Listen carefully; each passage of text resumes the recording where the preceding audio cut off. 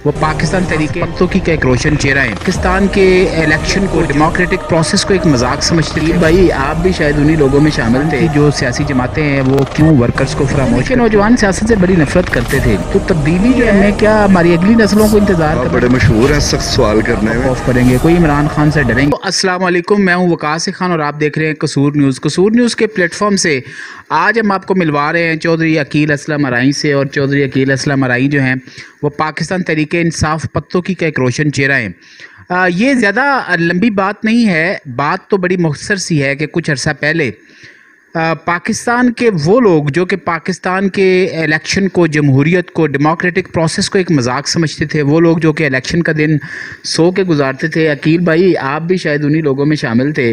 वो लोग जो समझते थे कि सियासत जो है ये एक बड़ा फजूल सा काम है, सियासत और सियासतदानों को गालियाँ देते थे। एक ऐसा सियासतदान पाकिस्तान के अंदर उभरा इमरान खान के नाम से, जिसने नौजवानों को, पढ़े लिखे लोगों को, जिनको मम्मी डैडी लॉट कहते हैं, उन लोगों को भी ये एहसास दिलाया कि जब तक तुम लोग सोए रहोगे और जब तक तुम लोग अपने हक की आवाज़ को बुलंद नहीं करोगे उस वक्त तक जो है वो पाकिस्तान की सियासत का नक्शा जो है ये बदलेगा नहीं। और वो वक्त था जब चौधरी अकील असलम अराई जो थे वो लंदन में LLM कर रहे थे और LLM को मुकम्मल करते ही ये इमरान खान की पुकार पे लंदन को छोड़ के पाकिस्तान में और यहाँ पे 2013 का जो इलेक्शन है उसको बतौर MNA जो है इन्होंने कॉन्टेस्ट किया। चौधरी अकील असलम अराई जो थे वो 2013 का इलेक्शन दोस्तों वो इलेक्शन था जहाँ पे पाकिस्तान तरीके इंसाफ ने पहली दफ़ा एक सीरियस पॉलिटिकल पार्टी के तौर पे अपनी पहचान बनाई। गो कि ये एक मुश्किल तरीन इलेक्शन था। पाकिस्तान तरीके इंसाफ का मुकाबला एक बड़ी जमात पाकिस्तान मुस्लिम लीग नून और फिर पाकिस्तान मुस्लिम लीग काफ से भी था, लेकिन चौधरी अकील असलम अराई ने बहुत अच्छी परफॉर्मेंस दी। 2018 में चौधरी अकील असलम अराई को पार्टी ने टिकट नहीं दिया। आपका ये सवाल तो बनेगा और मैं भी चौधरी साहब से ये सवाल करूंगा, ये भी पूछूंगा कि चौधरी साहब पाकिस्तान की जो सियासी जमातें हैं वो क्यों वर्कर्स को फरामोश करती हैं और ख़ास तौर पे आप जैसे लीडर्स को।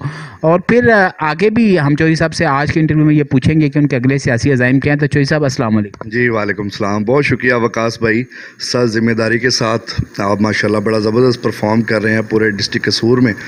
बहुत से प्रोग्राम आप कर भी चुके हैं। इट्स माई प्लेयर कि आपने टाइम निकाला और मुझे मौका दिया है कि मैं अपना जो भी मैसेज है वो लोगों तक पहुँचा सकूँ। तो सब सुनने वालों को भी अस्सलाम वालेकुम, आपका भी बहुत शुक्रिया आप यहाँ पे आए। बिल्कुल जी, ये बहुत ज़बरदस्त बात है और कसूर न्यूज़ की तो ये हमेशा इससे ये ख्वाहिश होती है कि वो नौजवान साफ़ सुथरे चेहरों को जो है वो सामने लेके आए। आपके चौधरी साहब जो है वो यकीनन एक बहुत पॉपुलर शख्सियत है।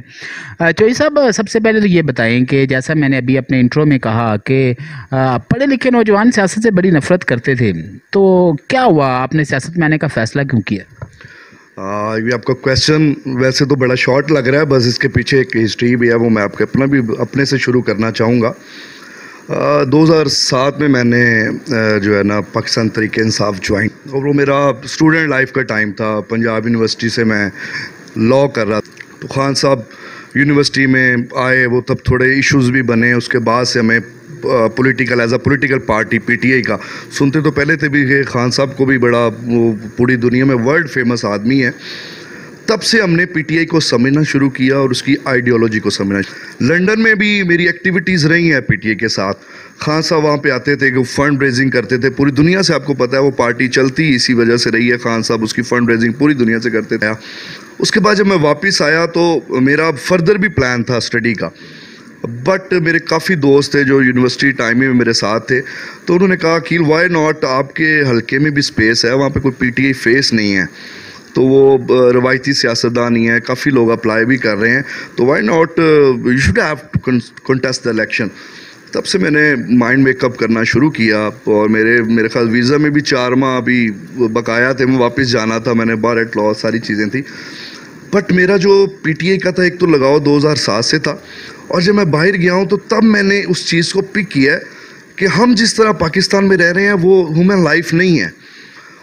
मैं ये कहता हूँ काश पाकिस्तान के लोगों को ये अपॉर्चुनिटी मिले, वो थोड़े से दिन भी अगर बाहर स्पेंड करें, उनको पता चले कि ह्यूमन राइट्स क्या हैं।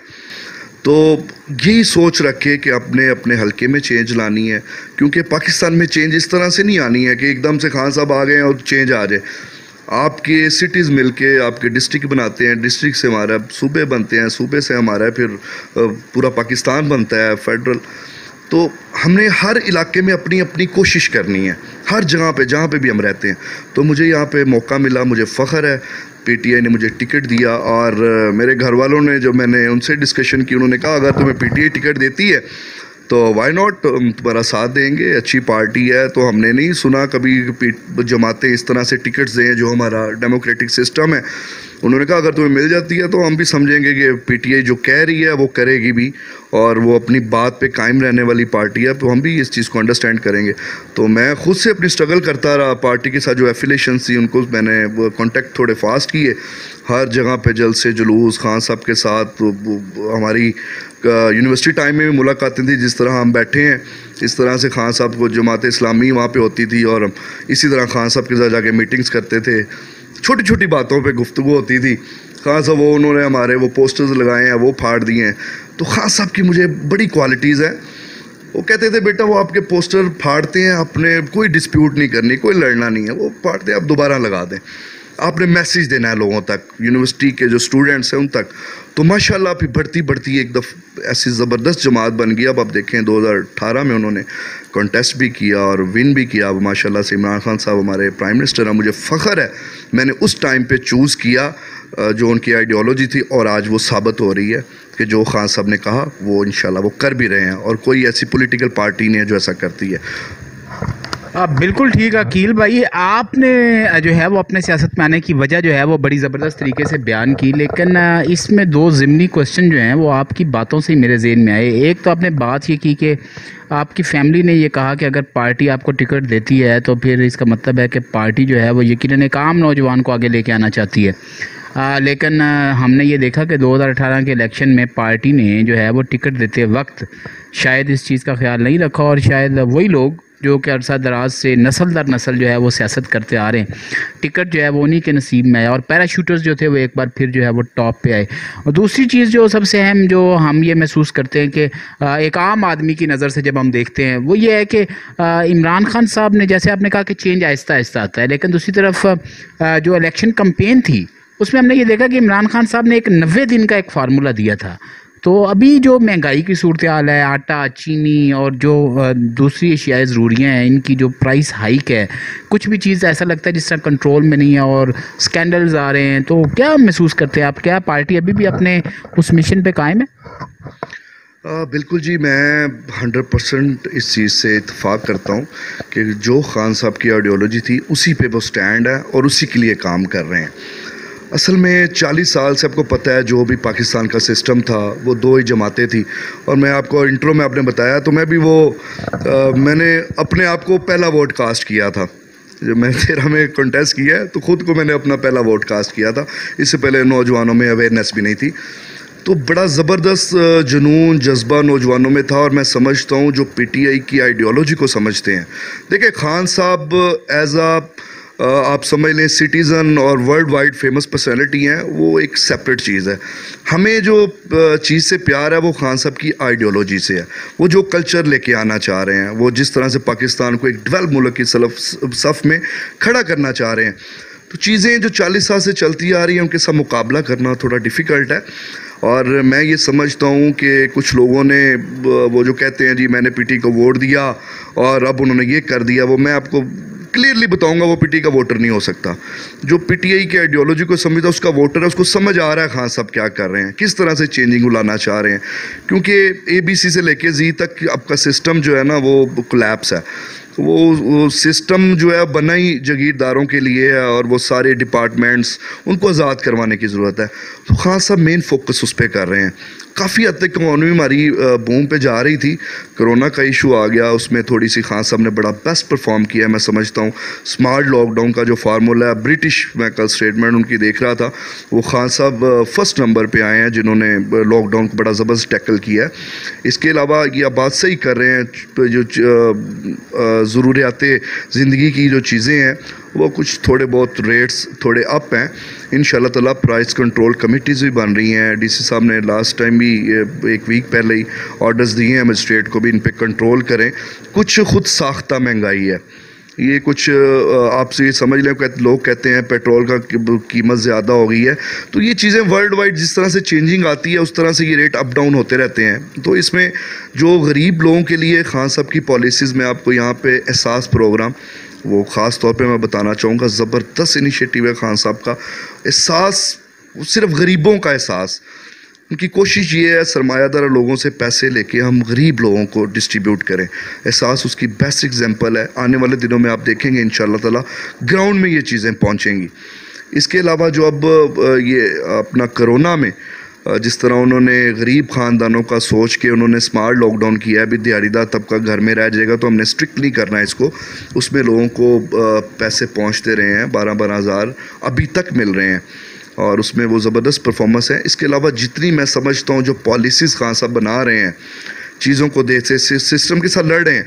चीनी की आपने मिसाल दी है, वो माफिया है, वो माफिया के साथ आपने लड़ना है तो उन्होंने आपको ब्लैकमेल करना है। तो माफिया जो है वो ब्लैकमेल करेगा तो वो रेट अप करेंगे।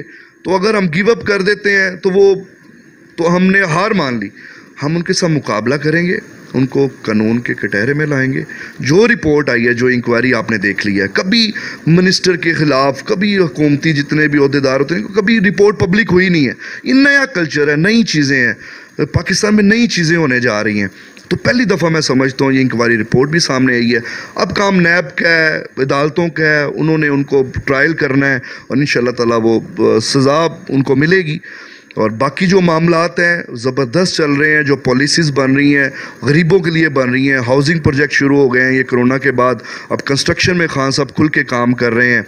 और इसके अलावा बहुत सी इनिशिएटिव हैं, कंप्लेंट सेल खान साहब ने जो बनाए हैं। उसके अलावा इंसाफ इमदाद के थ्रू लोगों की रजिस्ट्रेशन होती है। मैं सबसे ज़रूरी समझता हूँ कि लोगों को घर बैठे मैसेज आते रहे हैं, वो मैसेज दिखा के वो जाके पेमेंट ले रहे हैं। किसी को उनको बैंकों के सामने ऐसे खड़े नहीं होना पड़ा, जलील नहीं होना पड़ा, उनको मैसेज आया है, फेयर तरीके से उन्होंने जाके अपने पैसे लिए हैं। तो बहुत सी पॉलिसीज़ हैं। अभी खान साहब मुकाबला भी कर रहे हैं माफिया के साथ और बल्दियात का सिस्टम भी ला रहे हैं, वो सारी चीज़ों को अंडरस्टैंड कर रहे हैं। मगर मैं आपको वकास भाई ये बात बता दूं, खान साहब की जो पर्सनैलिटी है आइडियोलॉजी के साथ कंप्रोमाइज़ नहीं करेंगे। अब बहुत अच्छी बात है जी, अल्लाह ताला करे ऐसा ही। और खान साहब जो हैं जो मिशन लेके आए थे उस मिशन को वो पूरा कर पाएँ, हमारी दुआएं उनके साथ हैं, क्योंकि सबसे पहले पाकिस्तान। लेकिन दूसरी बात, आपने बलदियाती इलेक्शन की बात की है। बलदियाती इलेक्शन के हवाले से बड़ी कन्फ्यूजन है और हर आदमी जो है वो आजकल बलदियाती इलेक्शन के हवाले से एक अपनी राय रखता है। एक तो किसी ने ये कह दिया है कि भाई इस दफ़ा जो है वो कोई चेयरमैन वगैरह के कोई कैंडिडेट्स नहीं होंगे, सब लोग कौंसलर के उम्मीदवार होंगे और जो सबसे ज़्यादा वोट लेगा वो चेयरमैन बन जाएगा और उसके बाद जो टॉप 5 या 6 या 7 होंगे वो कौंसलर होंगे। तो नए नए उम्मीदवार भी बहुत ज़्यादा आ रहे हैं।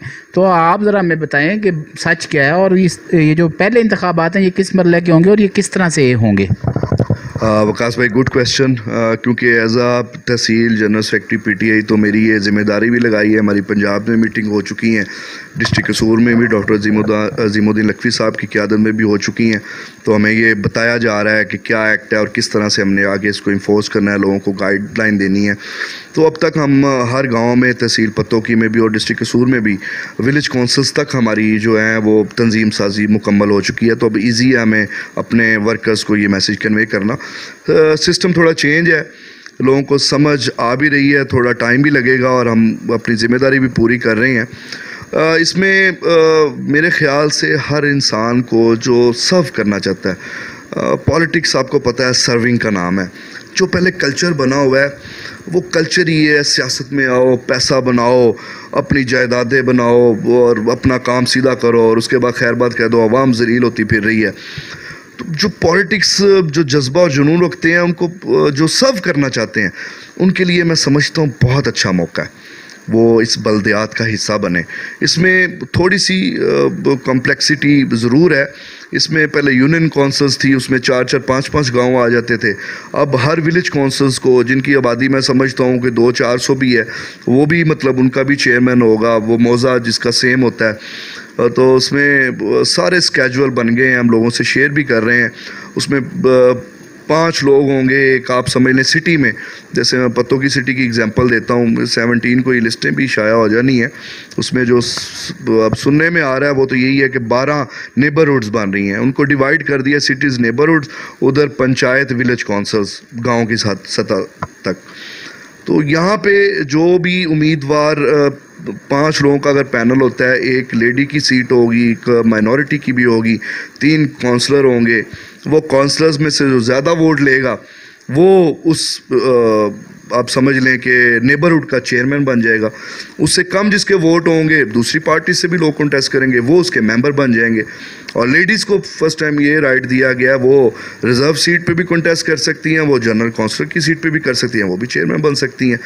तो ये इस तरह की चीज़ें हैं। तो लोग अपनी ग्रुपिंग भी कर रहे हैं, इंडोर मीटिंग्स भी चल रही हैं। अच्छा, तो जो ये पैनल बनेगा 5 लोगों का, इसमें से ये भी हो सकता है कि एक बंदा जो है वो किसी पैनल का मुंतखब हो जाए, दूसरा किसी पैनल का, तीसरा किसी पैनल। बिल्कुल जी, वो जो ज़्यादा वोट लेगा, जो सबसे ज़्यादा होंगे, वो चेयरमैन बन जाएगा उस विलेज काउंसिल का या नेबरहुड का। जिसके उससे कम होंगे दूसरे के होगा, उस काउंसिल का वो मेंबर होगा। तो सबको हमने जो सर्व करना चाहता है इलेक्शन लड़े। जब वो काउंसिल होगी तो उसमें हमने आवाम की फलाह के लिए काम करना है। फंडिंग जो होगी वो डायरेक्ट विलेज काउंसिल्स में आएगी, डायरेक्ट आपकी नेबरहुड काउंसिल्स में आएगी। पहले एक यूनियन काउंसिल में थोड़ा कॉन्सेप्ट होता था, एक चेयरमैन होते थे, वो अपने गांव को ज़रा फोकस कर लेते थे, दूसरे गांव में लोगों को प्रॉब्लम रहती थी, लोग चक्कर भी लगाते थे। तो अब विलेज के लोग, पंचायत आपस में बैठेंगे, वो खुद से डिसाइड करेंगे, यार हमारे गांव में ये रोड का मसला है, हमारे जो स्कूल है उसका मसला है, हमारा अस्पताल नहीं है, बेसिक यूनिट्स नहीं है हेल्थ के। जो उनको बेहतर लगेगा वो अपने मुताबिक, अपने मशवरे के साथ गाँव की बेहतरी के लिए वो जो भी फंड आएगा वो उसको यूटिलाइज करेंगे। विलेज काउंसिल के कुल अरकान कितने हुए फिर? जी इसी तरह ही है, विलेज काउंसिल्स भी आबादी के हिसाब से है। सपोज़ मैं कहता हूँ अगर आपकी 10,000 आबादी है, आपकी 12,000 आबादी है, उसमें वो 5 का ही पैनल होगा। इससे ज़्यादा होती है तो वो ज़्यादा काउंसलर आ जाते हैं। अब 12,000 की आबादी में आपके 3 काउंसलर आने हैं, 2 आपकी वो सीट्स आ जाएंगी, लेडी की आ जाएगी और आपकी माइनॉरिटी की आ जाएगी। इससे ज़्यादा आबादी होती है तो काउंसलर 4 हो जाएंगे, उससे ज़्यादा होती है तो 5 हो जाएंगे। तो ये तो बड़ा ज़बरदस्त और आसान नहीं हो गया बलदियाती इलेक्शन लड़ना इस दफ़ा? तो फिर ये नया जो निज़ाम है, तो आप समझते नहीं है कि पाकिस्तान तहरीक इंसाफ ने जो है वो ये जो नया बलदियाती निज़ाम लाई है, ये इसके अपने ख़िलाफ़ भी जा सकता है और ये दूसरी पार्टीज़ के लोग भी मुंतखब हो क्या? देखें, पीटीआई का एजेंडा है सर्व करना, लोगों तक, ग्राउंड लेवल तक उनके राइट्स उनको मिलने चाहिए। ठीक है, जो भी बंदा आप समझते हैं विलेज काउंसिल्स में खड़ा होता है, अब नेबरहुड में खड़ा होता है, लोगों को पता है कौन बंदा सर्व करने वाला है, कौन बंदा ईमानदार है, कौन बंदा पढ़ा लिखा है, कौन बंदा हमें सर्व कर सकता है।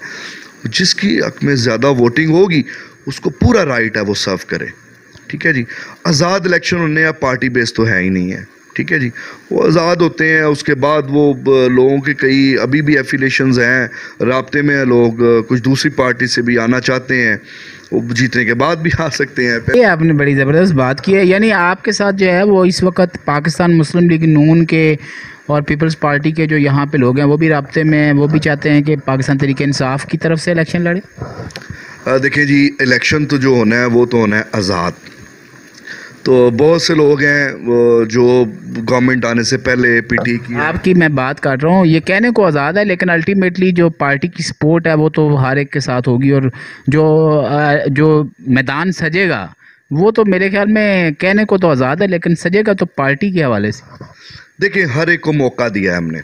अगर कोई पैनल्स बनते हैं हमारे, वेल एंड गुड है। जो पीटी के पुराने वर्कर्स हैं, पीटी के पुराने लोग हैं जो सर्व करना चाहते हैं, जिनकी सोसाइटी में पहचान है, जो इलेक्शन कॉन्टेस्ट कर सकते हैं, उनके लिए वेलकम है, पैनल बनेगा। इसके अलावा भी सबको राइट है, आप अपना इलेक्शन लड़ सकते हैं।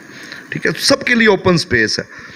जो भी बंदा सर्व करना चाहता है, कल्चर चेंज हो रहा है, लोग अपने माइंड चेंज करें, जो पुराने माइंड उन्होंने बनाए हैं उनको तर्क करें। नई सोच खान साहब लेके आ रहे हैं पाकिस्तान में, नई सोच के साथ आएँ, सर्विंग के जज्बे से आएँ। हमने जीतना है, हमने सर्व करना है। खान साहब ने 13 में भी नौजवानों को मौका दिया था, अभी भी बल्दियात में नौजवानों के लिए बड़ी अपॉर्चुनिटीज़ हैं। आप गिव अप ना करें, अपने लीडर से सीखें। हमारे लीडर ने कभी गिव अप नहीं किया। 26 उनकी कितनी 23-24 साल की स्ट्रगल है, उन्होंने कभी गिव अप नहीं किया। नए जज्बे, नए जुनून के साथ आते हैं। तो कुछ मैं समझता हूँ कि पार्टी वर्कर्स में ऐड कर दूँ यहाँ पे, कुछ उनमें डिस्टर्बेंस थी। आपने पहले इंट्रो में भी कहा कुछ लोग 2018 में आए, इलेक्टिबल्स को लाना ज़रूरी था।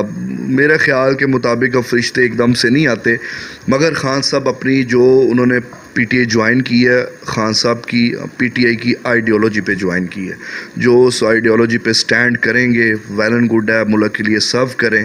जो पहले हो चुकी हैं जमातों की वो नज़रियात नहीं थे, वो लोग करते रहे हैं जो भी पॉलिटिक्स में होता आ रहा है शुरू से। अब वो पीटीआई के नज़रिए के साथ आए हैं। आई होप वो पीटीआई के नज़रिए के साथ चलेंगे और पीटीआई को आगे लेके चलेंगे। और पीटीआई वर्कर्स, अब हमारी तंजीम साजी मुकम्मल हुई है। जैसे मैंने आपको बताया तहसील पत्तों की जिम्मेदारी थी, अल्हम्दुलिल्लाह हर गांव में ये तो लोगों में, वर्कर्स में एक नई जान पैदा हुई है कि पीटीआई अपने वर्कर्स का देख रही है, वर्कर्स का सोच रही है। और अब बल्दियात में भी इंशाल्लाह ताला उनको खुली स्पेस है, अपॉर्चुनिटी है, वो आए। भाई ये बताएं कि देखें ये सारी बातें बहुत बड़ी अच्छी लगती हैं, लेकिन जब एक पैसे वाला, एक ताकतवर, एक जागीरदार जब इसी इलेक्शन के मैदान में उतरता है तो वहाँ पे एक आम सियासी कारकुन उसका मुकाबला नहीं कर पाता। वो कॉर्नर मीटिंग्स पे जितने पैसे लगते हैं, वो फ्लैक्सों के खर्चे, वो दावतें, वो बड़े बड़े जुलूस, तो एक आम गरीब सियासी कारकुन के लिए क्या स्पेस बनती है? वकास भाई, वेरी गुड क्वेश्चन। मैं यकीन करें आपसे ये ज़रूर अपना सच ज़िम्मेदारी के साथ आप बहुत सी ड्यूटीज़ अपनी सर अंजाम दे रहे हैं। छांगा मांगा के हवाले से भी और भी बड़ी आपकी मतलब अच्छे टॉपिक्स पे आप इंटरव्यूज़ करते हैं, लोगों को अवेयरनेस देते हैं। इस पे आप प्लीज़ ज़रूर प्रोग्राम करें, मेरे से सेपरेट रखें। और सोसाइटी में बहुत से लोग हैं, लोगों को अपने वोट का वेट पता होना चाहिए, अपने राइट का पता होना चाहिए, वैल्यू का पता होना चाहिए। वोट की वैल्यू क्या है, आपने किस बंदे को वोट देना है। कि आप देखते हैं ये बंदा मेरे साथ चला गया यहाँ पे, इसने मेरे साथ ये कर दिया, इसने मेरा पर्चा करवा दिया, इसने रवायती जो कल्चर चलता आ रहा है। हमें वोटर्स को ये देखना चाहिए ये किस पार्टी का बंदा है, ये इनकी आइडियोलॉजी क्या है, इनका मंशूर क्या है, ये किस तरह से सर्व करेंगे। ये चीज़ें देख के लोगों को वोट देने की ज़रूरत। पीटीआई का जो फेस है वो लोगों के सामने आना चाहिए, ये पीटीआई फेस है और ये पीटीआई की आइडियोलॉजी है। तो मैंने आपका छांगा मांगा मेरे हल्के में था, वो रज़ानीपुर तक हल्का था, वो सैकड़ों से ज़्यादा उसके गाँव बनते थे, बड़ा मुश्किल था मेरे लिए।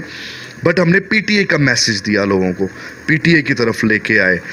लोगों को वैल्यूज़ जब तक नहीं पता चलेगी वोट की, ये सिस्टम इसको चेंज होना चाहिए। इसमें कुछ काम हो भी रहा है, कुछ आप जैसे सिविल सोसाइटी के लोग, अगर मीडिया इसमें वो पार्टिसिपेट करे, लोगों को बताए, अवेयरनेस दे। हम तो अकील भाई ये काम कर ही रहे हैं, लेकिन पार्टी को खुद भी तो ये काम करना चाहिए ना। जब पार्टी खुद इलेक्टेबल्स को और पैराशूटर्स को टिकट देती है और लेके आती है, तो फिर वोट की अहमियत और जो पार्टी की आइडियालॉजी की अहमियत है वो तो फिर खुद ही कम्प्रोमाइज़ हो जाती है। तो ये ज़रूरी नहीं है कि आप नहीं समझते कि आने वाला जो दौर है, ख़ासतौर पर ये जो बल्दियाती इंतखाबात हो रहे हैं, इसके अंदर पार्टी टिकट देते वक्त खुद भी तो इस आइडियालॉजी को फॉलो करे ना। क्या ये आइडियालॉजी जो है वो सिर्फ आवाम के लिए? देखिए, वो तो मैंने आपको बताया कि आज़ाद इलेक्शन है, ठीक है, इंडिपेंडेंट हो रहा है। वर्कर के लिए बेस्ट अपॉर्चुनिटी है। अगर उन्होंने सर्व किया है लोगों को, लोगों में मिलते हैं, वो लोगों के मसाइल को समझते हैं, उनको हल करवा सकते हैं। मेरे साथ विलेज काउंसिल से बहुत से लोग अब आते रहते हैं, वो इंटरेस्ट ले रहे हैं, वर्कर्स इंटरेस्ट ले रहे हैं, जो हमारे अहदेदार हैं वो इंटरेस्ट ले रहे हैं। तो जब वो आएंगे मैदान में, वो जीतेंगे, बरादरियाँ भी काउंट होती हैं, पीटीआई का वोट भी काउंट होता है। तो जब वो लोग आएंगे तो एरिया में लोगों को पता होता है भी वकास भाई कौन सी पार्टी से है, अकील असलम कौन सी पार्टी से है, लोगों को पता होता है। तो अगर वो बंदा आएगा तो लोगों को ऑटोमेटिकली पता होगा यार ये पुराना वर्कर है पीटीआई का, तो हमने इसको वोट करना है, तो ये पीटीआई के आइडियोलॉजी को इम्प्लीमेंट करेगा। चलिए, आइडियोलॉजी तो हम देखेंगे। आपसे बात करते हैं आपके कारोबार पे। पोल्ट्री का आपका बड़ा कारोबार है और आप जनाब पिछले दौरे हुकूमत में बड़ा इल्ज़ाम लगता था, कहते थे हमजा शहबाज जो है वो पोल्ट्री की जो कीमतें हैं उन्हें कंट्रोल करते थे। अब तो हमजा शहबाज नहीं है, तो ये जो इल्ज़ाम था ये इसमें कोई हकीकत भी थी? कुछ यूनियंस कंट्रोल होते हैं, ये क्वेश्चन इसका मैं क्या जवाब दूं। मेरा नहीं ख्याल से एक ग्रुप जो है वो इस चीज़ को कंट्रोल कर ले। अगर फैक्चुअल बात की जाए तो पोल्ट्री में बहुत से बड़े, ये देखें, ये सिर्फ पोल्ट्री में मसला नहीं है वकास भाई, ये हमारे पाकिस्तान का आलमी है। कोई भी इंडस्ट्री ले रहे हैं, एक दो और छोटे मोटे हमारे यूनिट हैं, हम फैक्ट्री लोगों को जानते हैं क्या मेंटलिटी है, किस तरह से चलती हैं। ये जो मोनोपोली होती है, मोनोपोलिस्टिक को कंपटीशन है ना, वो चीज़ें आगे आ जाती हैं। जो बड़े बड़े लोग हैं जिनकी बड़ी इन्वेस्टमेंट है, वो लोग ह्यूज कैपिटल है, वो लोगों की अपनी मोनोपोली बन जाती है, वो अपने मुताबिक फिर चलाते हैं। जिस तरह हमने शुगर मिल की बात की, कुछ लिमिटेड लोग जो होते हैं वो हैवी हो जाते हैं, वो अपने मुताबिक रेट्स करते हैं।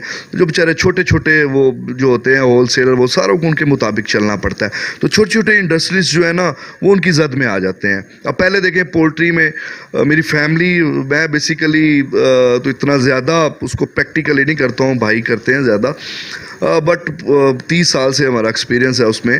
तो पोल्ट्री में शुरू से तो ओपन शेड होते थे, अब आपको पता है वो कंट्रोल शेड हैं, उसमें ऑटोमेटिक सारे इंस्ट्रूमेंट्स हैं, टेम्परेचर कंट्रोल और सारी चीज़ें ऑटोमेटिक ऑटोमेशन पे आ रही हैं, ग्लोबलाइजेशन का सिस्टम है, तो कारोबार जो है वो भी उस पर ऑटोमेटिक आ रहे हैं सारे।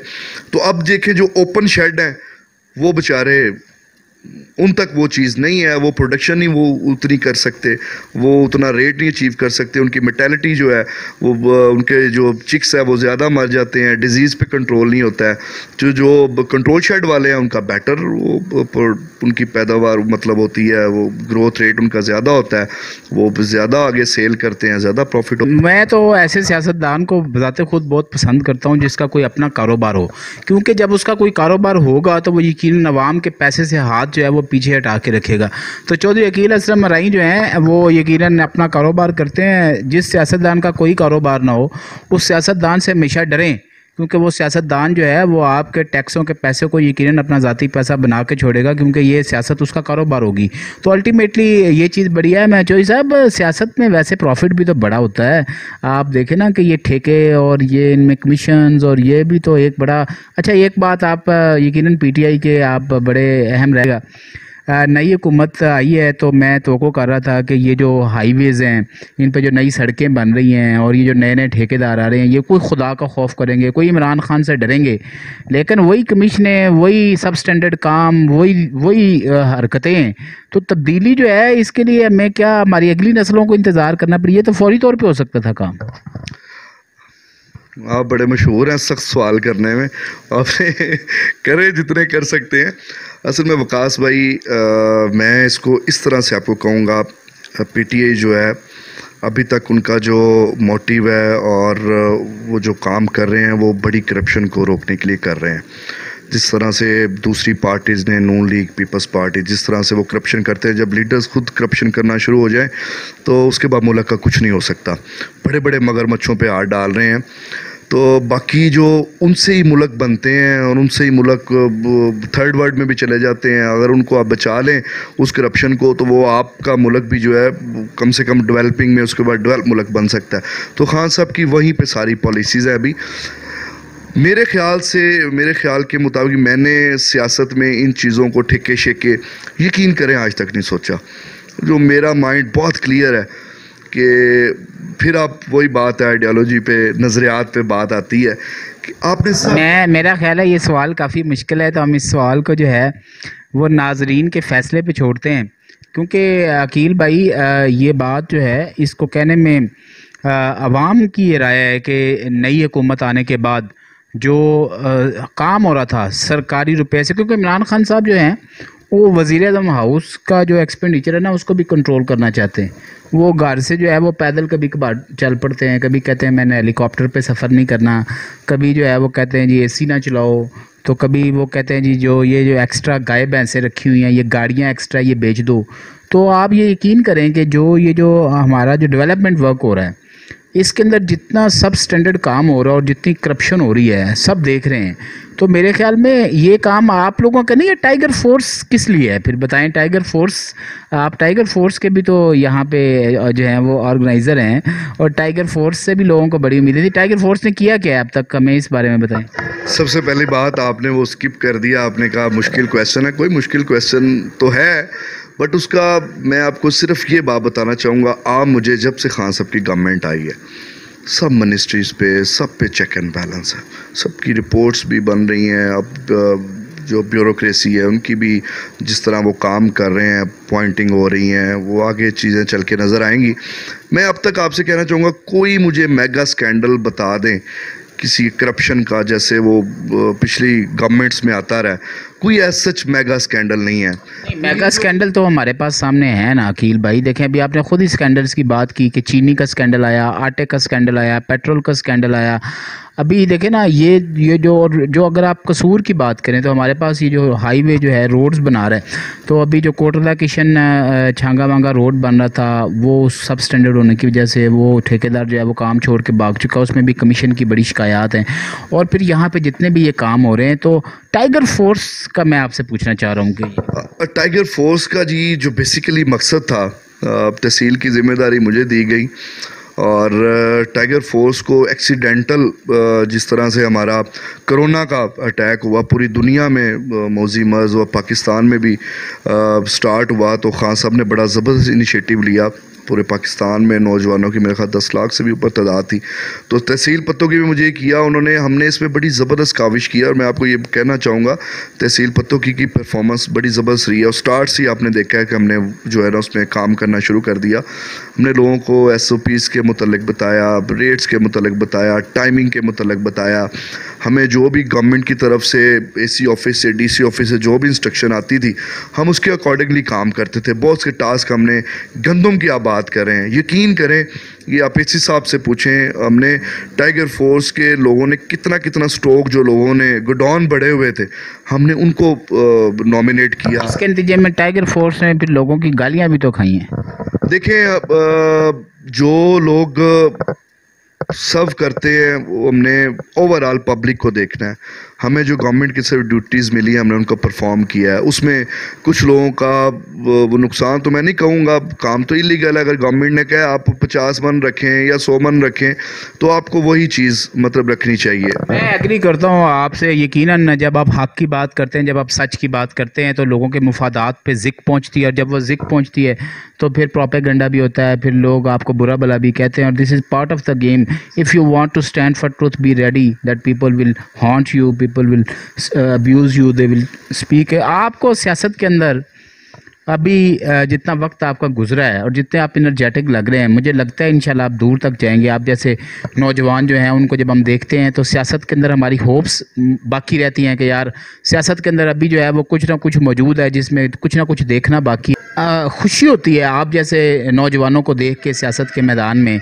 तो ये बताएं कि अभी बलदियाती इंतखाबात आ रहे हैं, तो आप ख़ुद भी इलेक्शन लड़ने का इरादा रखते हैं, और क्या प्लानिंग है आपकी इलेक्शन के हवाले से? वकास भाई, फ़र्स्ट ऑफ ऑल तो आपको पता है कि जो इलेक्शन हो रहे हैं वो गैर जमाती हो रहे हैं, और उसमें हमारी ज़िम्मेदारियां भी हैं। पार्टी ने में मीटिंग्स भी हमने की हैं, हमने अवेयरनेस भी देनी है लोगों को, किस तरह से कंटेस्ट करवाएंगे अपने विलेज काउंसिल्स में भी और सिटीज़ में भी जो नेबरहुड्स बन रही हैं। इंशाल्लाह कोशिश है हमारी लोगों को अवेयर करें, और अच्छे लोग जो लोगों को सर्व करना चाहते हैं वो मैदान में आएँ, और हमारी कोशिश भी होगी वो जीते इंशाल्लाह ताला, ताकि जो पब्लिक का पैसा है, जो हमारे टैक्स का पैसा है, वो ग्राउंड लेवल तक लगे। और ये खान साहब की बड़ी ख्वाहिश है कि जल्द से जल्द ये इलेक्शन हो, ताकि लोगों को ये छोटे मोटे मसाइल हैं जिनके लिए उनको धक्के खाने पड़ते हैं। आप ज़रा हमारे सवाल का जवाब दें। आप वो बात जो है शायद बताना नहीं चाह रहे। मैं आपसे ये पूछना चाह रहा हूँ कि आप इलेक्शन लड़ रहे हैं, और आपका क्या प्लानिंग है अपनी ज़ाती? देखिए, फ़िलहाल तो ये गैर जमाती इलेक्शन हो रहे हैं। इसके बाद का जो स्टेप है वो हमारा जमाती लेवल पे इलेक्शन होंगे। तो उसमें देखें, हम एज मैं पार्टी डेजिग्नेशन होल्डर उसमें रोल प्ले कर रहा हूँ। बाकी पार्टी ने जो डिसाइड किया, पार्टी की जो मर्ज़ी हुई, हम पार्टी के साथ चलेंगे। जो भी पार्टी के डिसाइड करना है, डिस्ट्रिक्ट में भी, तहसील में भी, हर जगह पे हम पार्टी के साथ स्टैंड करेंगे, जो भी उनके साथ। गुड जी, पाकिस्तान तहरीक इंसाफ में अकील भाई रिफ्ट्स भी जो हैं उनकी भी बड़ी इतलात हैं कि इख्तलाफात हैं मुकामी सतह पे, और पार्टी यकजा नहीं है और ग्रुप्स बन गए हैं। तो ऐसी सूरत हाल के अंदर आप समझते हैं ये पार्टी के लिए नुकसानदेह, और पार्टी के वर्कर्स को जो है वो पार्टी की आइडियालॉजी के साथ बामी इख्तलाफात को बुला के इकट्ठा होना चाहिए? नहीं, इंशाल्लाह ताला हमारी इसी सिलसिले में मीटिंग्स हो रही हैं, और हम इंशाल्लाह एक पेज पे बैठेंगे। डिस्ट्रिक्ट में हमारी यही मीटिंग्स हुई हैं, और पंजाबी में हमें यही इंस्ट्रक्शंस है। मिल के हम इसका इंशाल्लाह ताला अमल बनाएंगे। पिछले भी बल्दियात के इलेक्शन हुए थे, वहाँ पे भी हमारी कुछ पार्टीज़ के साथ वो एफिलेशन थी, मिलकर हम वो कर रहे थे, स्ट्रीट एडजस्टमेंट्स वगैरह वो सारी। तो इंशाल्लाह ताला मिल के बैठेंगे, इन चीज़ों का इंशाल्लाह सोल्यूशन निकाल लेंगे और फिर लोगों को। चौधरी अकील असलम मराई जो हैं ये जिस भी पार्टी से ताल्लुक़ रखते हैं उस पार्टी का जो मैसेज है वो यही है कि नौजवान जो हैं उनको आगे आना है, नौजवानों को अपनी किस्मत का फ़ैसला खुद करना है। और वो पार्टी क्या है? पाकिस्तान तहरीक इंसाफ। चौधरी अकील असलम मराई के लिए बहुत सी दुआएं। कसूर न्यूज़ ऐसे नौजवान चेहरों को आपके सामने पेश करते हुए फ़ख्र महसूस करता है और हमें खुशी है कि ऐसे नौजवान जो हैं वो सियासत के मैदान में मौजूद हैं। और जब जब ऐसे नौजवान आपके दरवाज़े पे वोट लेने के लिए आएँ तो यकीन करें ये आपका अखलाकी, समाजी और बतौर शहरी और बतौर पाकिस्तानी फ़र्ज़ है कि ऐसे लोगों की हौसला अफजाई करें, क्योंकि यही वो लोग हैं जिनसे आप जब बतौर लीडर जाके मिलेंगे तो ये खंदा पेशानी से आपके साथ मिलेंगे और आपको सियासत से नफ़रत नहीं बल्कि मोहब्बत होने लगेगी। मोहब्बत के इस पैगाम के साथ कसूर न्यूज़ के प्लेटफॉर्म से मैं आपसे इजाज़त चाहता हूँ। अल्लाह हाफिज़ व नासिर।